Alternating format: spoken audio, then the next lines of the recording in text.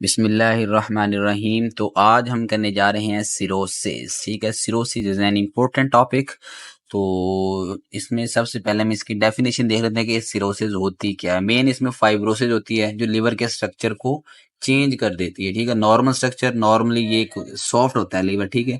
तो लेकिन जब ये हार्ड हो जाता है, होता किस वजह, फाइब्रोसिस की वजह से। अब फाइब्रोसिस, अब इसकी मुख्तलिफ काजेज हैं, हम आगे इसकी काजेज भी देखेंगे कि कौन सी ऐसी डिजीजेज हैं जो एंड पे लिवर सिरोसिस की तरफ लीड करती हैं। ठीक है, वो सारे इसके रिस्क फैक्टर हैं। तो मजीद हम इस लेक्चर में और क्या देखेंगे, हम इसके काजेज और रिस्क फैक्टर हो गया, मार्फोलॉजी हो गई, और एंड पे हम कॉम्प्लिकेशन देखेंगे। इवन हम इसकी पैथोजेनेसिस भी थोड़ी बहुत देखेंगे। मेन जो है, ठीक है, पैथोजेनेसिस में चीजें हम मेन चीजें देखते हैं इसमें। ठीक है, तो चलें, let's delve into the world of visual mnemonics. ठीक है, मेरी कोशिश होती है कि आपको कोई इंटरेस्टिंग तस्वीर ही दिखाऊं। ठीक है, और ये कि आपने सिरोसिस किस तरह याद रखना है कि ये डायग्राम आपके ज़हन में रहे। तो ये आपको राइट साइड पे देखें, जो टेबल है वहाँ पे आपको ग्लास के साथ बोतल नज़र आ रही है। ठीक है, ये सीरे की बोतल। ठीक है, तो सीरे से पहले भी एक दो वीडियोस में मैंने आपको शायद या आगे आने वाली हैं, तो जिनमें सीरे से सिरोसिस को, ठीक है, हम जाहिर करेंगे। ठीक है, तो सीरे से आपने सिरोसिस याद रखनी है। तो ये एक कसाई है, ठीक है, बुचर, जो कि अपना काम कर रहा है। ये फट्टा उसने लगाया हुआ है। तो ये आपको एक, ठीक है, सिरिंज नजर आ रही है जो लिवर में लगी हुई है। ठीक है, तो अब ये सिरिंज जो है इससे ब्लड ट्रांसफ्यूज हुआ है। ठीक है, तो ब्लड की वजह से हमारे पास हेपेटाइटिस बी और सी, ठीक है, ये ट्रांसफर होते हैं। तो ये आपको सिरिंज शो करे क्रोनिक हेपेटाइटिस बी एंड सी। उसके बाद इस कसाई का नाम है विल्सन। और मेटाबॉलिक डिजीज में हमारे पास दो चीजें, विल्सन डिजीज और ये आपको आयरन का बना हुआ छुरा या आप कह लें नाइफ नजर आ रहा है। तो आयरन से हीमोक्रोमाटोसिस, ठीक है, ये दो चीजें मेटाबॉलिक डिजीज है। ठीक है, पीछे हमने एक की है क्रोनिक हेपेटाइटिस बी एंड सी। ठीक है, अब ये हो गया। उसके बाद ये कसाई काफी आपको ना मोटा ताजा नजर आ रहा है। ठीक है, पूरा तो नजर नहीं, वो पीछे लेटा हुआ है। ठीक है, आगे उसके हाथ और टांगों से आप अंदाजा लगा सकते हैं, फैटी लिवर डिजीज, जारी बात है मोटा भी होगा, फैटी लिवर डिजीज। उसके बाद ये आपको एक शराब नजर आ रही है इस गिलास में। ठीक है, मीन अल्कोहल जो है एक मेजर रिस्क फैक्टर है इसका। ठीक है, तो अल्कोहल हो गई। उसके बाद ये आपको नीचे जो है वो ड्रग नजर आ रही है। ठीक है, तो ड्रग मुख्तलिफ मतलब टैबलेट्स पड़ी हुई हैं, तो ड्रग इंड्यूस्ड। ठीक है, कोई ऐसी अगर आप ज्यादा ड्रग्स यूज कर रहे हैं जो कि लिवर में मेटाबोलाइज होती हैं, ठीक है, तो उनकी वजह से और भी कई ऐसी जो हैं, जैसा कि हमारे पास वो है, ये पैनाडोल है। ठीक है, इसकी टॉक्सिसिटी हो जाए वो भी लिवर को डैमेज करती है। उसके बाद मार्फोलॉजी की तरफ आते हैं, तो ये एज ग्रोस में देखें, ये जो सरफेस है ना इस फट्टे की, वो आपको जाहिर करेगी ग्रॉस मार्फोलॉजी। ये उबरी उबरी सी सरफेस है। ठीक है, जब भी अभी हमने यहाँ पे एरो लगाई है, उबरी उबरी सरफेस।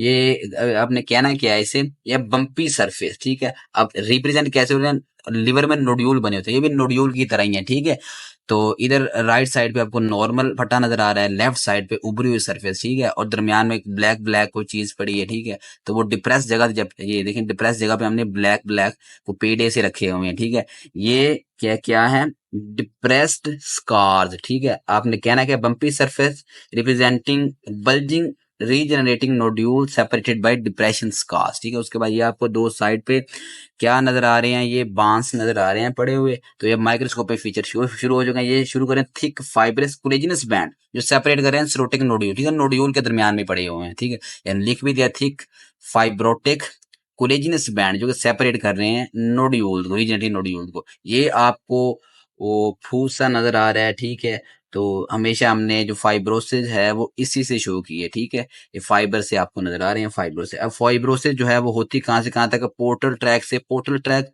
और पोर्टल ट्रैक से सेंट्रल वेन तक। ठीक है, ये इसकी एक्सटेंशन है। ठीक है, वो भी हमने साथ लिख दिया है।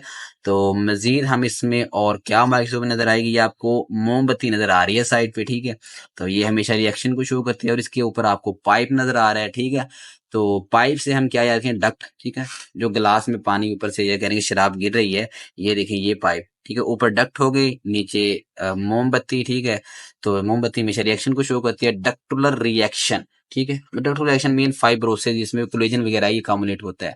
तो ये आपके सारे माइक्रोस्कोपिक और मैक्रोस्कोपिक फीचर हो गए। ठीक है, तो थोड़ी सी ब्रेक ले लें हम। ओके, लगातार इतना नहीं बोल होता। उसके बाद हम देखते हैं, अभी हमारी क्या रह गई है, कॉम्प्लिकेशंस रह गई हैं, ठीक है।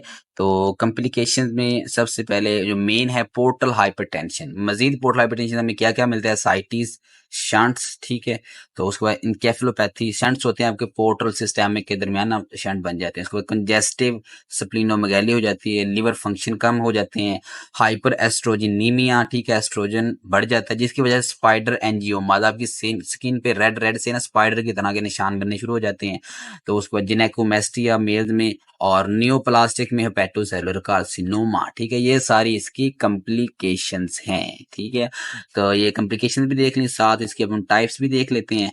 तो ये भी एक आध बार ऐसी को आया हुआ है। साइज के लिहाज से हम पहले देखते हैं माइक्रोनोड्यूलर, मैक्रोनोड्यूलर और मिक्स टाइप, ठीक है। तो इसके बाद हम एटियोलॉजी के लिहाज से देख लेते हैं, जिसकी वजह हमें मालूम नहीं, अननोन काज, हम उसे क्रिप्टोजेनिक कह देते हैं। और कार्डियक, ठीक है, रीजन हो सकती है वो रिमेटिक फीवर की वजह से, और बिलरी सिरोसिस हो सकती है, बिलरी डिजीज, ठीक है। जो बाइल डक्ट हैं उनकी इन्फ्लेमेशन, कोलेंजाइटिस कहते हैं, कोलेंजाइटिस की वजह से हो सकता है, या बाइल डक्ट के स्टोन की वजह से, या कोई आपकी कंजेनिटल डिजीज हो सकती है, ठीक है। तो उसकी वजह से बिलियरी सिरोसिस हो सकती है। अभी आपको जो पैथोजेनेसिस इसकी दिखा दें, ये डायग्राम बहुत अहम है, ठीक है। रोबन पे बनी हुई है, मीडियम रोबन पे भी बनी है, ठीक है। तो इसमें आपको राइट साइड पे नॉर्मल दिखाया गया है और लेफ्ट साइड पे आपको नॉर्मल लिवर टिश्यू दिखाया गया है, ठीक है। तो इसमें मेन जो आपको येलो नजर आ रहा है वो है स्टेलेट सेल, ठीक है। ये जो है सिरोसिस मेन का, क्योंकि कोलेजन प्रोड्यूस करता है, ठीक है। तो पहले ये होता है क्विसेंट, मतलब ये फंक्शनल नहीं होता, ठीक है। तो अभी इसको, ये कुफर सेल है, ठीक है, ग्रीन कलर का, ये हो गया। और ये मुख्तलिफ आपको ना वो दिखाई गई हैं फैक्टर, ठीक है। रिएक्टिव ऑक्सीजन स्पीशीज है, ग्रोथ फैक्टर हैं, ठीक है, और साइटोकाइंस वगैरह हैं। अब ये कुफर सेल भी प्रोड्यूस करते हैं। ये नीचे अभी जो अंडरलाइन किया है एंडोथेलियल सेल, और ये हेपेटोसाइट लिखा है। हेपेटोसाइट अगर डैमेज, नीचे जो बड़े बड़े सेल हैं हेपेटोसाइट, ठीक है, डैमेज हेपेटोसाइट। ये 4 किस्म के सेल जो प्रोड्यूस करते हैं मुख्तलिफ फैक्टर, वो फैक्टर एक्टिव करते हैं किसे, स्टेलेट सेल को। अब स्टेलेट सेल एक्टिव हो गया। अब राइट साइड पे आ जाए, ये देखें मुख्तलिफ फाइबर्स, ठीक है, बहुत सारे फाइबर्स आपको नजर आ रहे हैं मैट्रिक्स में, ठीक है। तो ये कोलेजन टाइप 1 और 3 होते हैं। अब इस साइड पे, आप लेफ्ट साइड पे देखें, ये भी ब्लैक एरो से शो कर रहा है, ये आपको क्या परफोरेशन नजर आ रही है। लेकिन इस तरफ आप देखें परफोरेशन जो है वो बिल्कुल खत्म हो गई है, ठीक है। तो और ये देखिए माइक्रोविलाई आपको नजर आ रहे हैं, ठीक है, लेफ्ट साइड पे नॉर्मल में, और लेकिन इधर माइक्रोविलाई नहीं है, ठीक है।